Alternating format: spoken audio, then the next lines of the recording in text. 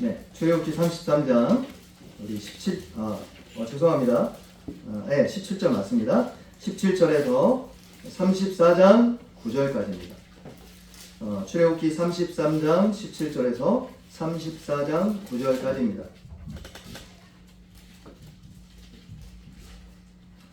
네, 교독하도록 하겠습니다. 제가 17절부터 읽고 우리 마지막 34장 9절은 같이 읽도록 할게요. 제가 읽겠습니다. 17절, 33장 17절입니다. 여호와께서 모세에게 이르시되 내가 말하는 이 일도 내가 하리니 너는 내 목전에 은총을 입었고 내가 이름으로도 너를 알미니라. 모세가 이르되 원하건대 주의 영광을 내게 보이소서. 여호와께서 이르시되 내가 내 모든 선한 것을 내 앞으로 지나가게 하고 여호와의 이름을 내 앞에 선포하리라. 나는 은혜 베풀 자에게 은혜를 베풀고 긍휼을 여길 자에게 긍휼을 베푸느니라. 또 이르시되 내가 내 얼굴을 보지 못하리니 나를 보고 살 자가 없음이니라. 여호와께서 또 이르시기를 보라 내 곁에 한 장소가 있으니 너는 그 반석 위에 서라.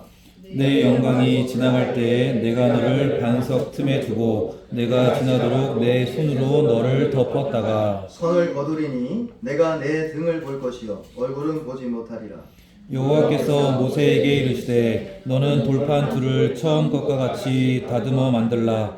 내가 깨트린 처음 판에 있던 말을 내가 그 판에 쓰리니 아침까지 준비하고 아침에 시내산에 올라와 산 꼭대기에서 내게 보이되 아무도 너와 함께 오르지 말며 온 산에 아무도 나타나지 못하게 하고 양과 소도 산 앞에서 먹지 못하게 하라. 모세가 돌판 둘을 처음 것과 같이 깎아 만들고 아침에 일찍이 일어나 그 두 돌판을 손에 들고 여호와의 명령대로 시내산에 올라가니 여호와께서 구름 가운데 강림하사 그와 함께 거기 서서 여호와의 이름을 선포하실세 여호와께서 그의 앞으로 지나시며 선포하시되 여호와라 여호와라 자비롭고 은혜롭고 노하기를 더디하고 인자와 진실이 많은 하나님이라. 인자를 천대까지 베풀며 악과 과실과 죄를 용서하리라. 그러나 벌을 면제하지는 아니하고 아버지의 악행을 자손 3, 4대까지 보응하리라. 모세가 급히 땅에 엎드려 경배하며 이르되 주여 내가 주께 은총을 입었거든 원하건대 주는 우리와 동행하옵소서. 이는 목이 뻑뻑한 백성이니이다. 우리의 악과 죄를 사하시고 우리를 주의 기업으로 삼으소서. 아멘. 예, 저는 오늘부터 12월 마지막 주까지 예배에 대한 시리즈 설교를 5편 전할 예정입니다. 성탄절을 맞은 주일은 성탄에 관련된 짤막한 설교와 말씀을 전할 거기 때문에 모두 6주 남았는데 2024년이 그래서 5주간 전해지면 2024년이 예배에 대한 말씀으로 이제 마무리된다라고 생각됩니다. 바라옵기는 오늘 설교 제목처럼 더 깊은 예배로 나아가는 축복이 우리 넘치는 은혜 교회 성도님들에게 있기를 예수님의 이름으로 축복합니다. 아멘. 그래서 오늘 설교가 굉장히 중요한데 5편의 첫 시리즈 설교에서 가장 맥락과 전체적인 걸 설명할 길이 이제 오늘밖에 없기 때문에 잘 들어놓으시면 마지막에 제가 설교하는 의미를 아마도 캐치할 수 있고 은혜 받을 줄 믿습니다. 첫 번째는 본문 전체의 맥락을 좀 살펴볼 필요가 있는데 오늘 본문은 좀 더 넓은 맥락에서 말씀한 부분입니다. 32장이 사실 배경인데요. 출애굽기 32장은 아론의 금송아지 사건이 나옵니다.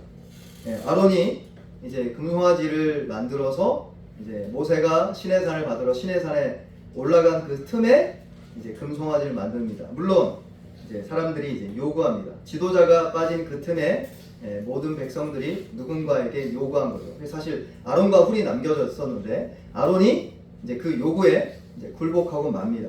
그래서 금송아지를 만듭니다.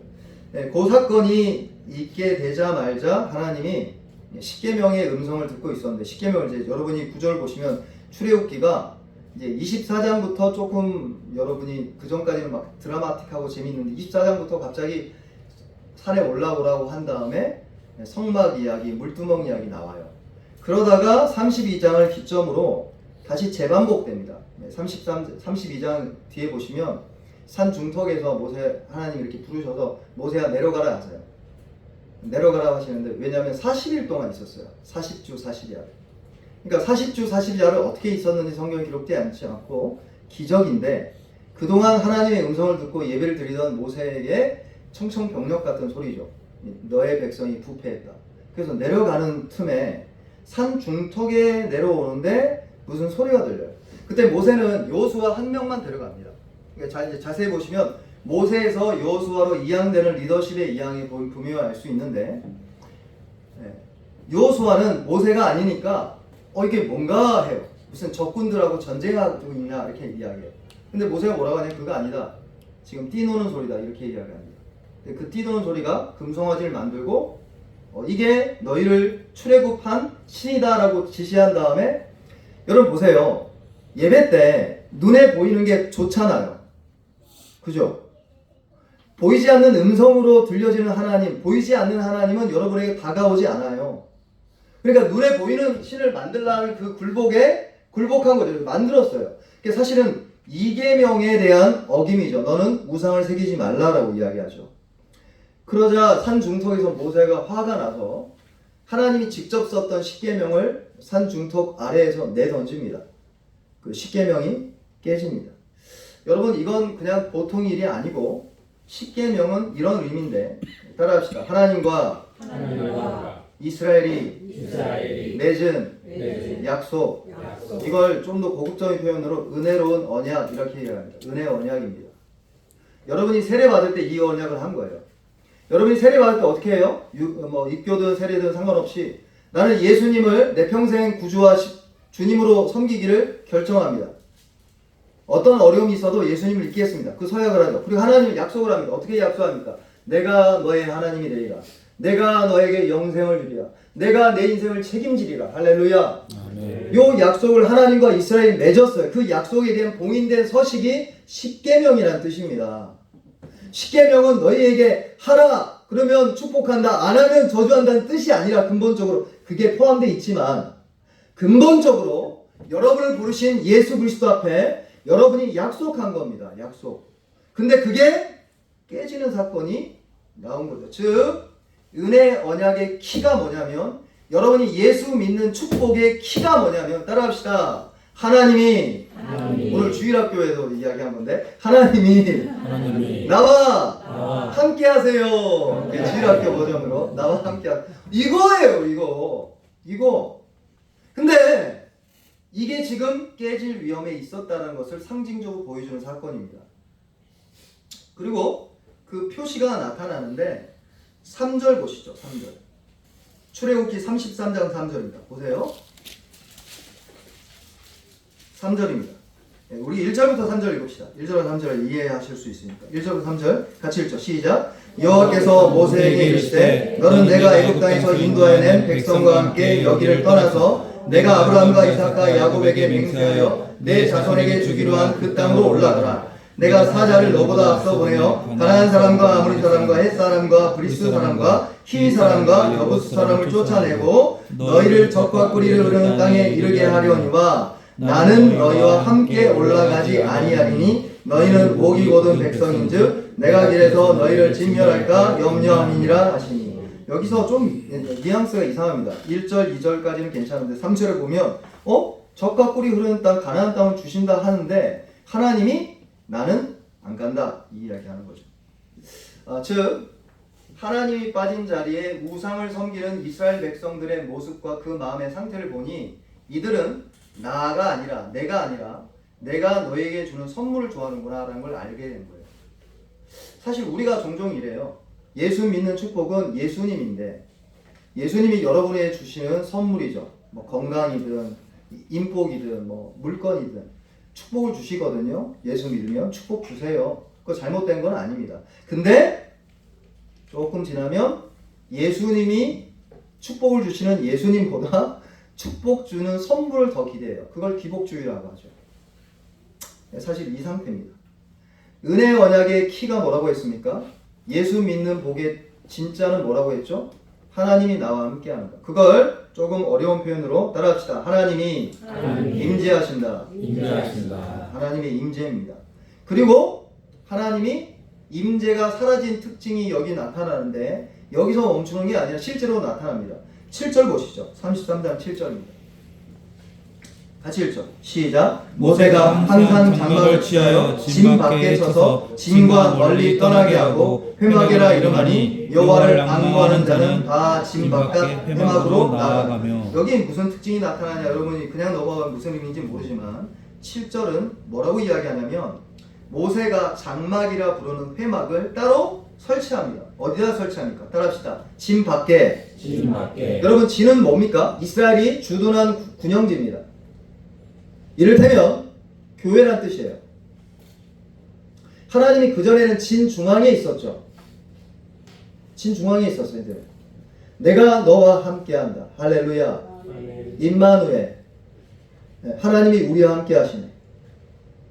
그러니까 교회에 오면 하나님의 임재가 자연스럽고 당연하죠. 근데 이때 은혜 언약이 깨지고 하나님이 진 바깥에 거한다는 뜻입니다. 그래서 진 바깥에 회막을 따로 설치합니다. 그리고 거기에 여호와의 구름, 쉐키나라고 표현하는데 하나님의 임재의 상징이죠. 하나님이 임재하시는 구름이 진 중앙이 아니라 야영지가 아니라 교회가 아니라 교회 바깥에 있는 겁니다. 그래서 모세가 따로 설치해서 거기로 들어가 예배를 합니다. 이게 하나님의 임재가 사라진 징후가 지금 등장하고 있습니다. 은혜 언약의 키는 하나님의 임재입니다. 아멘이죠. 예수 믿는 진짜 축복은 임재입니다. 여러분, 예배의 진짜 키는 임재입니다. 아멘 하시기 축복합니다. 예배의 키는 임재입니다. 그분이 오셔서 여러분과 함께 하는 겁니다. 사람 많이 모이는 게 아니고 임재입니다. 임재. 근데 그 임재가 교회에 없어졌어요.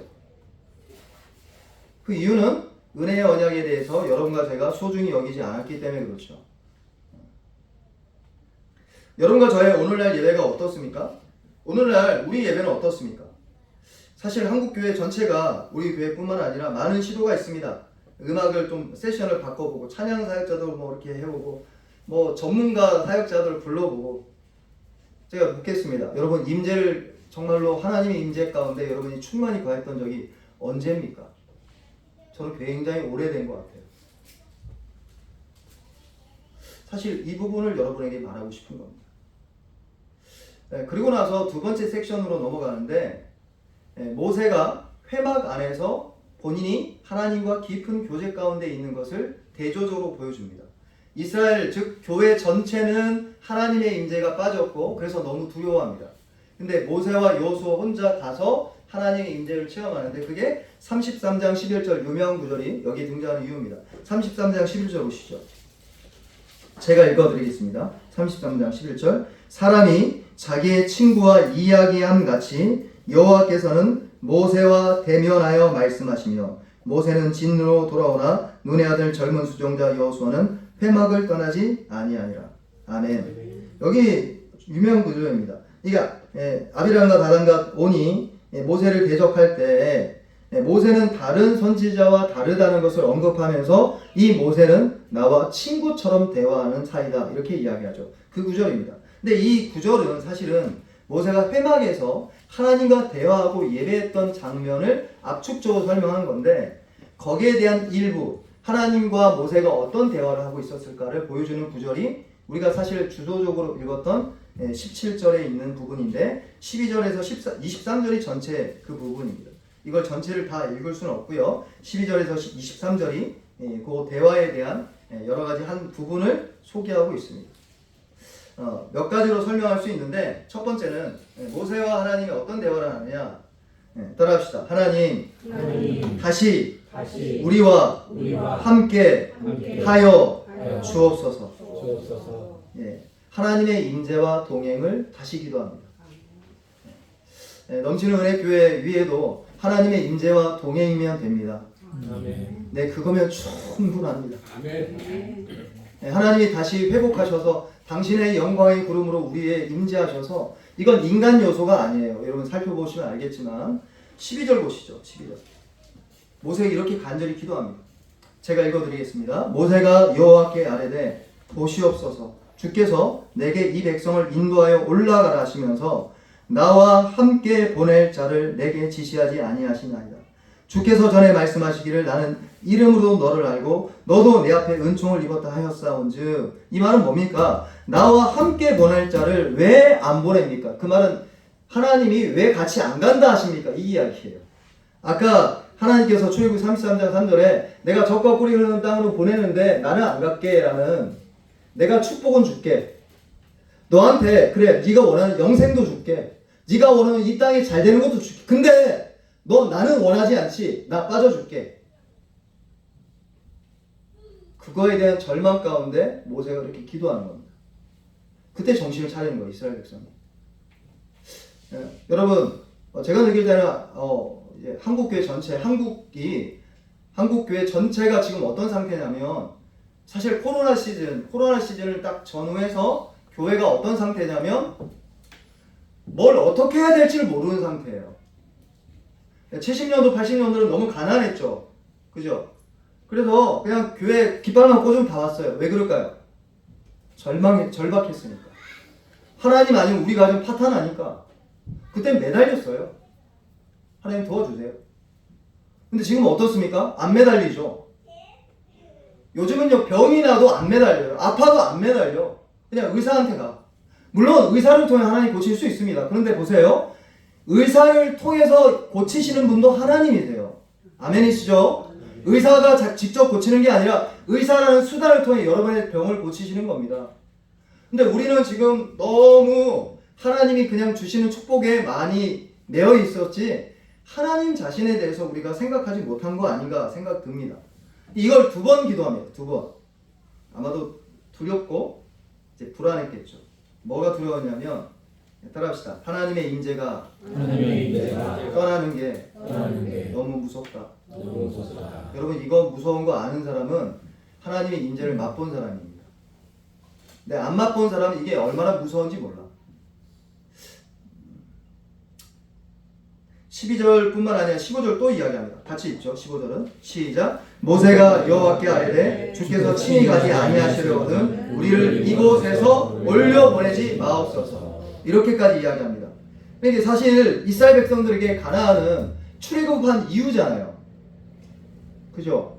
애굽을 떠난 이유가 여기 가나안에 가기 위해서예요. 근데 가나안 필요 없어요. 이 뜻이에요. 하나님이 같이 안 가면 나 필요 없어. 이 뜻이에요. 하나님이 함께하지 않으면 예배는 무슨 의미냐 이 말입니다. 하나님이 함께하지 않으면 성경 공부든 기도든 무슨 의미냐 이 말이에요. 하나님이 함께하셔야 됩니다. 근데 그 임재를 간절히 구합니다. 너무 두렵고 너무 불안했기 때문에 그렇습니다. 그리고 하나님은 그 2번의 불안함에 대해서 하나님이 응답을 또 따라합시다. 2번 하셨다. 하나님 너무 좋으세요. 우리 애가 불안해하는 걸 아세요. 2번 하십니다. 14절, 17절인데요. 14절, 17절 제가 읽어드릴게요. 여호와께서 이르시되 내가 친히 가리라. 내가 너를 쉬게 하리라. 17절 보세요. 여호와께서 이 모세에게 이르시되 내가 말하는 이 일도 내가 알리니 너는 내 목전에 은총을 입었고 내 이름으로도 내가 이름으로 너를 알미니라. 그래 내가 갈게 약속을 합니다. 이게 불안할까봐 아니야 너 축복받은 사람이야. 내가 이름으로도 너를 안다. 이렇게 안심합니다. 자 여기서 이제 2번째 이제 전환점이 되는데 모세의 기도가 바뀝니다. 이제 2번의 응답을 통해서 하나님의 임재가 이제는 떠나지 않고 돌아오겠구나. 이제 하나님의 쉐키나의 구름이 야영지 안에 교회 위에 임하셔서 다시 예배가 새로워지는구나 라는 확신을 얻었습니다. 근데 거기서 멈추지 않습니다. 그게 18절입니다. 보시죠. 18절. 이제 끝나야 되는데 모세가 기도를 안 끝내요. 그러니까 총 3번 기도하는 게 기록되어 있습니다. 같이 18절 같이 읽죠. 시작. 모세가 이르되 원하건대 주의 영광을 내게 보이소서. 아멘. 이 기도가 핵심 구절이고 5주간 우리가 예배에 대해서 시리즈 설교를 할 때마다 등장하게 될 구절입니다. 모세의 위대한 기도가 시작되는데 이걸 전환점이라고 설명할 수 있습니다. 모세가 이르되 원하건대 주의 영광을 내게 보이소서. 그래서 이 기도가 너무 엄청난 기도이기 때문에 칼빈은 이거에 대해서 어떻게 이야기하냐면 들어보세요. 모세는 지금 마땅한 한계를 벗어나 필요 이상의 것을 요청하고 있다. 이렇게 언급을 합니다. 굉장히 부정적으로 바라보는 거죠. 왜냐하면 한계를 그대로 지켜야 되는데 사실 하나님의 말씀에 보면 하나님의 한계를 지키라 이렇게 명합니다. 하나님이 자기 자신을 다 보이지 않아요. 보이면 여러분이 견딜 수 없기 때문에 그래요. 근데 여기서 하나님 당신의 영광을 보여달라는 것은 어떤 의미냐면 이전에 어떤 선지자든 어떤 하나님의 백성도 경험하지 못했던 하나님 당신의 놀라운 영광을 내게 더 보여주시고 더 밀접하게 이전보다 더 영광스럽게 내게 나타내 주십시오라고 기도했다. 이 의미입니다. 이 의미입니다. 근데 칼빈은 그렇게 이야기했지만 놀랍게도 하나님 응답하십니다. 어떻게 응답하시냐? 18절 19절입니다. 보시죠. 18절 19절 같이 읽겠습니다. 시작. 모세가 이르되 원하건대 주의 영광을 내게 보이소서. 여호와께서 이르시되 내가 내 모든 선한 것을 내 앞으로 지나가게 하고 여호와의 이름을 내 앞에 선포하리라. 나는 은혜 베풀 자에게 은혜를 베풀고 긍휼히 여길 자에게 긍휼히 베푸느니라. 아멘. 네, 여기서 하나님이 내가 나를 보여주겠다. 내가 너에게 나의 깊은 것을 보여주겠다라고 응답하는 것과 똑같은 표현을 쓰십니다. 내가 내 모든 선한 것을 내 앞으로 지나가게 하고 여호와의 이름을 내 앞에 선포하리라. 그런데 여기서 오늘 설교 주제 것처럼 더 깊은 예배로 들어가라 라는 설교 제목처럼 이 한계를 벗어난 건 맞아요. 칼빈이 설명한 것처럼 한계를 벗어났습니다. 왜냐하면 하나님을 여러분이 알기를 원할 때 이제 우리 주일학교 친구들이나 이제 중고등부 학생들이 이제 주일학교 선생님한테 늘 물어봐요. 하나님 내 눈에 좀 보여달라고. 저는 이제 여러분 선생님들 좀 답답하죠. 하나님 눈에 보이면 어떻게 될까요, 여러분? 어떻게 될 것 같으세요? 네, 구약 성경에 계속 나옵니다. 죽습니다. 야곱도 하나님을 처음 만난 이후에 뭐라고 하냐면 두렵도다 이곳이요. 내가 살아계신 하나님을 만났는데 죽지 않았도다. 기드온, 모세 마찬가지입니다. 그리고 앞으로 설명하겠지만 모세에 대한 기도는 사실은 노도 사실 포함되어 있어요. 왜냐하면 너는 내 얼굴을 볼 수는 없다 이렇게 이야기합니다. 내가 지나가는 등을 보리라. 즉 이 말은 어떤 의미냐면 하나님의 영광과 그분의 계시, 그분이 누구신지에 대한 전체를 여러분에게 보여줄 수는 없다라고 노하신 겁니다. 따라합시다. 하나님은 알 수 없다. 왜냐하면 하나님은 하나님이시기 때문에 피조물이 견딜 수 없습니다. 여러분의 이성과 감정과 의지가 아마 녹아버릴 겁니다. 하나님을 뵈면. 머리가 터지든지 감정이 폭발하든지. 그래서 하나님은 적절한 제한을 두면서 여러분과 저에게 예전보다 더 깊은 하나님에 대한 영광에 대한 체험으로 모세를 지금 응답하시고 이끄심을 볼 수 있습니다. 근데 여기서 이유를 설명하시는데 그 이유가 포인트입니다. 19절에 하반절에 제가 잠깐 멈춰섰다가 다시 같이 읽었잖아요. 그 19절에 하반절 보시죠. 제가 읽어드리겠습니다. 나는 은혜 베풀 자에게 은혜를 베풀고 긍휼히 여길 자에게 긍휼을 베푸느니라. 이 말은 왜 추가됐다고 생각하십니까? 19절 보시면 누구나 알 수 있는 것처럼 19절 그냥 읽어보면 아시는 것처럼 19절 앞에 있는 상반절에 대한 이유로 19절 하반절이 붙어진 겁니다. 즉 그래 내가 응답해 줄게. 내가 계시를 보여줄게. 예전에 어떤 선지자보다 더 크고 위대한 나 자신을 보이마. 그게 계시지 않습니까? 가려진 게 커튼이 쳐지는 것처럼 하나님의 영광이 쫙 펼쳐집니다. 근데 그 이유가 뭐라고 설명하냐면 나는 은혜 줄 자에게 은혜를 주고 긍휼히 여길 자에게 긍휼을 베푸느니라 라고 언급한 이유에 대해서 우리가 주목할 필요가 있습니다. 모세만 하나님의 영광의 계시를 받았다고 생각하셔서는 안 됩니다. 왜냐하면 모세는 대표자입니다. 그러니까 당시 출애굽한 이때 당시에 이스라엘 백성들 전체가 모세가 누렸던 공동의 유익을 얻게 된 겁니다. 하나님에 대한 각종 계시로 충만하게 된 겁니다. 이전 세대보다 비할 수 없이 하나님의 영광과 그분의 속성과 그분이 누군지를 이제 드디어 알고 경험하기 시작하는 겁니다. 넘치는 은혜 교회 외에도 2024년 마무리하고 2025년은 더 깊고 더 영광스러운 하나님을 만나고 경험하고 체험하고 찬양하는 저와 여러분 되기를 주의 이름으로 축복합니다. 아멘. 그러니까 모세와 이스라엘은 이전 세대보다 비할 수 없는 영광의 계시와 이 말은 다르게 이야기해서 하나님의 함께하심, 임재의 축복으로 하나님이 이끄시겠다라는 말씀을 주시고 있는데 그 원인으로 당신 자신의 주권적인 은혜와 선하심을 들고 있다는데 포인트가 있는 겁니다. 여기에 예배의 요소를 생각해 볼 필요가 있습니다. 여러분, 예배를 더 뜨겁게 드리고 하나님의 임재 가운데 나아가기 위한 조건이 뭐라고 생각하십니까? 뭐라고 생각하세요? 대다수 이럴 겁니다. 기도 많이 해야죠. 아니요, 성경 없습니다. 그랬다면 모세 네가 기도를 많이 했기 때문이다 이렇게 이야기했겠죠. 없어요. 네가 철야 기도를 많이 해서다. 없어요. 네가 성경을 백독해서다. 없어요. 목사님이 좋은 목사님이기 때문에 그렇다. 예배가 이렇게 영광돼. 없어요. 성도들이 꽉 차서다. 없어요. 건물이 좋아서다. 없어요. 화장실이 편해서다. 없어요. 없죠? 전혀 기록되어 있지 않습니다. 이유는 딱 한 가지입니다. 나는 은혜 줄 자에게 은혜를 주고 긍휼히 여길 자를 긍휼히 여긴다. 할렐루야! 이 말은 인간 요소가 더 모두 없다는 뜻입니다. 예배의 영광은 여러분의 요소가 아닌 거예요. 여러분과 저의 요소가 아닙니다. 나는 은혜 베풀 자에게 은혜를 베풀고 긍휼히 여길 자에게 긍휼히 여기느니라. 이 말씀밖에 하나님이 하신 적이 없습니다. 그래서 우리가 주의 깊게 좀 생각해 볼 필요가 있는데요.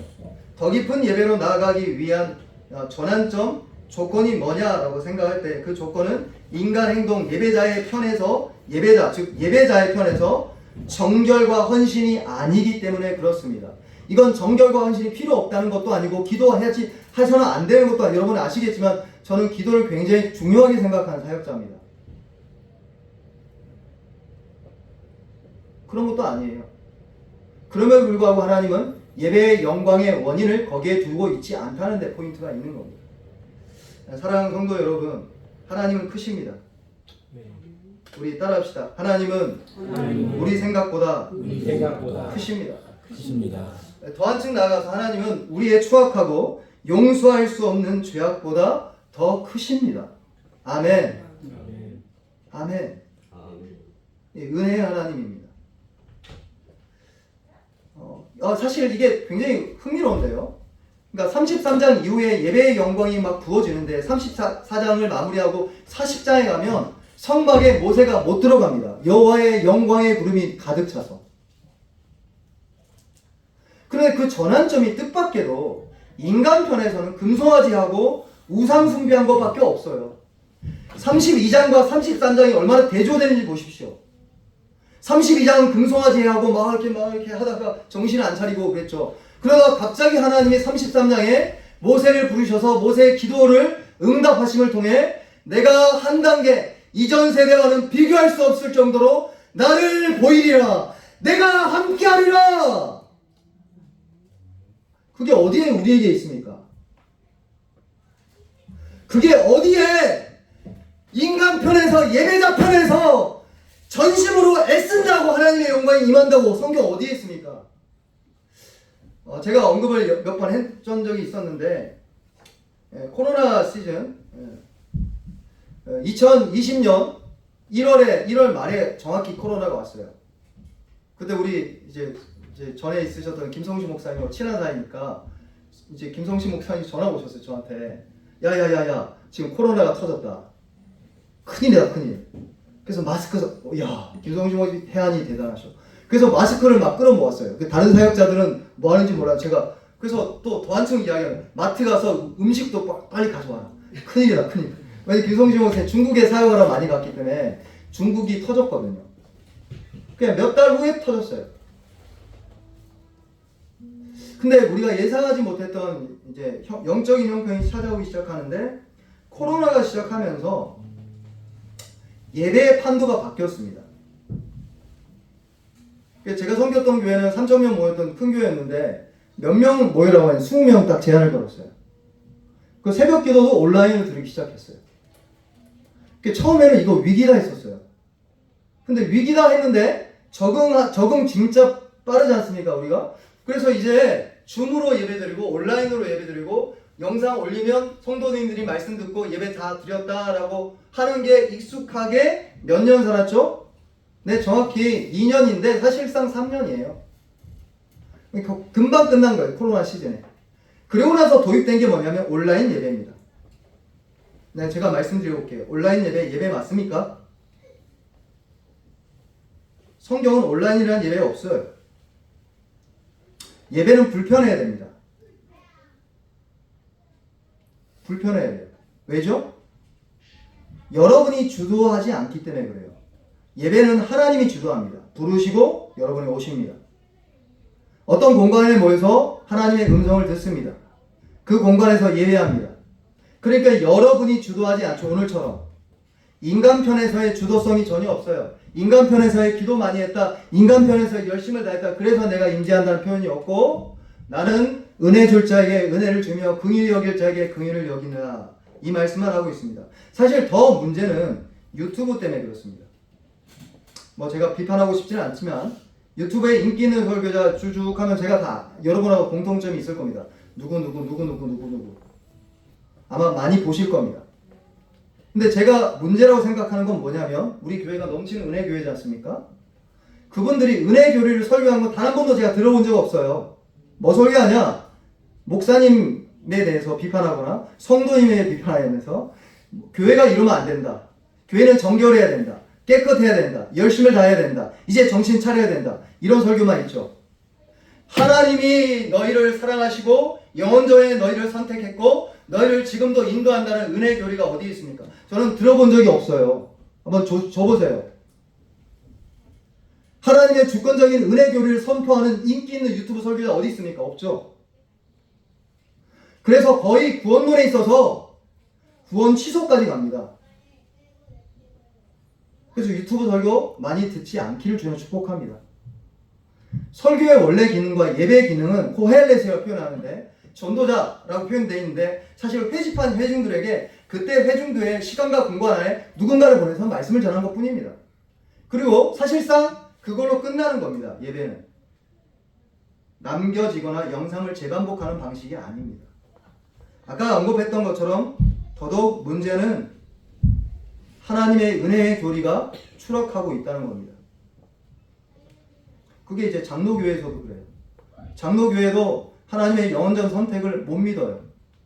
왜냐하면 내 편을 보니까, 내가 이렇게 예배 드리지도 않고, 내가 이렇게 기도도 안 하고, 내가 연약한데 하나님이 나를 끝까지 붙들 수 있을까? 아닐 것 같은데. 하나님의 영광의 임재에 대한 흔적은 안 보이고, 불안한 겁니다. 근데 하나님은 분명히 이야기하십니다. 예배의 영광과 회복이 많은 설교자들의 언급과는 다르게 인간 편에서의 정결이 아니라, 인간 편에서의 어떤 회개나 인간 편에서의 어떤 일이 아니라, 그게 필요 없다는 뜻이 아니라 하나님이 주도적으로 너희에게 영광 가운데 임한다는 은혜의 교리가 예배의 시작이고 영광이기 때문에 그렇습니다. 아멘. 그러므로 예배의 영광은 인간의 노력도 애씀도 아닙니다. 하나님이 갑자기 임하는 겁니다. 주권적으로 갑자기. 예언을 몇 가지 들 텐데, 18세기 영국 부흥기를 생각해 보십시오. 여러분 영국 부흥기를 좀 이제 아마 김성희 목사님 통해서 배우셨는지 모르겠지만, 조지 휘필드와 웨슬레가 선두주자죠. 근데 웨슬레 형제들과 조지 휘필드가 영국 교회 부흥을 일으키기 직전의 상황을 보면 이게 도저히 있을 수가 없는 일이 일어난 거예요. 왜냐하면 그때 당시 자료를 보면 영국 교회 역사상 그토록 부패한 적이 없어요. 그토록 술 주정뱅이, 술 중독자가 많았던 적이 없어요. 근데 갑자기 임하신 겁니다. 갑자기 임하셔서 하나님의 영광을 보이기 시작하는 겁니다. 그래서 교단이 탄생하죠. 우리 넘치는 은혜교회도 그런 은혜교회 되길 주님을 축복합니다. 아무리 유튜브판에서 은혜 교리가 사라지고 인간의 책임과 인간의 애씀을 설교한다고 하더라도 우리는 하나님의 은혜의 교리를 붙잡읍시다. 하나님의 은혜가 승리합니다. 멀리 갈 것 없이 대한민국 첫 부흥기였던 1907년을 생각해 보십시오. 평양 대부흥이 있기 직전에 어떤 상황이죠? 여러분 이해하십니까? 1907년인데 일사지역 1905년이죠. 근데 우리가 생각할 때는 외면적으로 우리가 일제강점기에 수탈되어 있구나라고 이렇게 아파하고 있겠지만, 사실은 벽안의 선교사, 푸른 눈의 선교사들이 와서 기록한 걸 보면요, 깜짝 놀랍니다. 한국의 문제는 일제가 수탈한 게 근본 문제가 아니라는 걸 알게 돼요. 제가 몇 가지 보는데, 거짓말은 일상이에요. 거짓말을 너무 잘하니까 안 믿어. 우리나라 사람 특징이 그렇잖아요. 사람 말하면 잘 못 믿어. 그래서 여러 번 물어봐요. 여러 번 물어봐. 카톡으로 말하고. 남자들은 너나 할 것 없이 아내 외에 여인을 두고 있어요. 그 첩을 막 때려 죽이기도 하고. 그러니까 사실상 문제는 1907년 부흥이 이전에 한국교회 전반적으로 어떤 문제가 있었냐면 조선시대 사람들의 부정부패와 부도덕과 추악한 타락이 사실은 거기에 자리하고 있어요. 근데 그거를 기록을 안 남겨놨으니 선교사님의 눈에 의해서 보여진 한국과 한국의 상황을 보면서 절망하는 선교사님들의 눈물을 통해서 알 수 있어요. 주여, 이 흑암의 땅에 주의 복음이 비춰지겠습니까? 제 말이 아니에요. 양화질에 묻혀있는 선교사님들이 20살 그 초반에 있는 선교사님이 왔을 때 한국이 보여줬던 그 상황이에요. 근데 갑자기 역전합니다. 이유? 몰라요. 저도 성경에 하나님이 다시 영광 가운데 이 말이라 몰라요. 모세도 그냥 기도한 것 뿐입니다. 갑자기 상황이 바뀝니다. 아까 우리 11장 홀로 한 분 하나님께, 이 찬양 누가 지은지 아세요? 길선주 장로님. 평양 장대교회 초창기 장로님이셨잖아요. 근데 그분이 무슨 부흥기 주도더라고요. 여러분 기록을 보세요.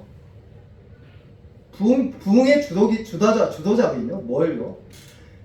길선주 장로님이 얼마나 성교사님들 미웠는지 속에 막 불구불 끓었어요. 그러니까 자기 과대해석이죠. 성교사님들이 아마도 이렇게 쳐다봤을 건데, 벽안의 성교사 눈에 우리를 너무 업신여기나? 이 사람들이? 나 이게 지금 촌사람이라 이게 서양 물 먹었다 나 업신여기나? 이 사람? 과대망상이죠. 여러분, 과대망상 성경적인 거 아니라 성령의 역사 아닙니다. 잘 주의하십시오. 근데 믿는 사람 안에도 그럴 수 있어요. 근데 길선주 장로님 봤을 때 막 나를 무시하는 것 같아요. 그래서 길선주 장로님이 영어 말도 안 되니까, 영어 잘하시죠 우리는. 너 왜 무시하냐 영어로. 저는 못하겠네. 그러니까 길선주 속에 막 곪는 거예요. 나중에 처음에 회개기를 누가 하냐, 길선주 장로님이 하세요. 사실 방금 설교하신 그 성교사님 내가 주기도록 배웠다고. 여기서 펑펑 우시는 거예요. 그러니까 선교사님도 나와가지고 안으면서 영어로 했는지 한국말로 했는지 모르겠지만 I'm sorry, 미안해, 나 사실 그런 의도 아니야, 나도 너희를 좀 업신여겼는데 미안해. 그러면서 울음바다가 시작하면서 평양 장대현 1907년 부흥이 시작된 겁니다. 묻겠습니다. 여기에 인간의 요소가 어디 있습니까? 없어요. 그래서 여러분 예배를 사모하셔야 돼요. 어느 순간 하나님이 임재하실지 모릅니다. 그건 설교자가 주도하는 것도 아니고 여러분이 주도하는 것도 아닙니다. 그러므로 결론입니다. 따라합시다. 은혜 언약으로 들어가자. 다시 한번 예수님을 바라봅시다. 다시 한번 예수님의 보혈과 구속의 사랑을 바라봅시다. 아멘. 더 깊은 예배로 나아가는 첫 번째 설교입니다. 예수님의 십자가를 붙드십시오. 하나님의 여러분을 은혜 가운데 거두시고 사랑하십니다.